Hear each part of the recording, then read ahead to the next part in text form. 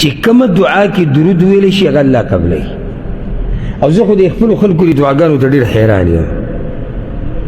یعنې دا دعاګانې لاسونه دي شي نو بس پکې لاسونه هم دي کوي او یو ته ګوره او بل ته ګوره یو 2 سیکنډه یي نه ماته ښکاري 2 3 او بیا کړس مخلی راواچي لاس نیویله چې ورشي روي دا وابیان دوا نه مني.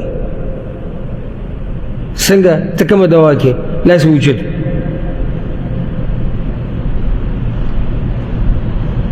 دا دوا ده دې ته رواج وي دې ته دعا خو نه وایي. که دوا ورته وایي هغه پښتو اصطلاح کې دوا ده خو دعا نه ده. دعا چې ستا توجه خو یې الله ته کم څه کم کوي. دلته ګوره چې په کومه دعا کې درود یي هغه الله قبلوي. موږ ته پکې دومره ټیم یي نه چې موږ پکې درود وایو ځکه چې هغه ټوله د 20 سیکنډو دعا ده که نه. مانځه نه بعد هم نه لیدلي سلام چې وګرځي نو اوس په دې کې د درود څه ټیم ووایې خپل عجزي الله ته څه ټیم بیان کړه د الله حمد پکې څه ټیم ووایې د الله صفات پکې څه ټیم بیان کړو بس مخلی راواچو. او دې حدیث ته غوږ کېدی ګوره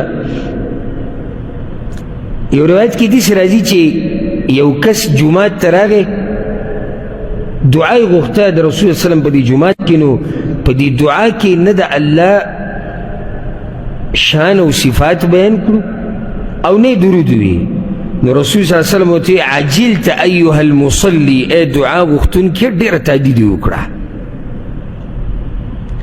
نو بیا ورته رسول صلی الله علیه وسلم طریقه وښوه.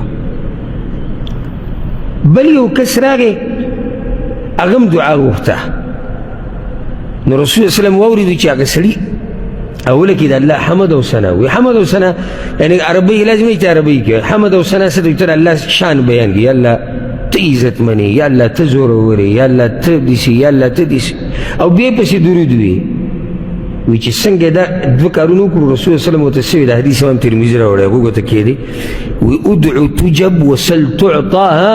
وسې د الله نه څه غواړې دله درکوي او کومه دعا چې غواړې قبلوي ځکه چې درود دي وي.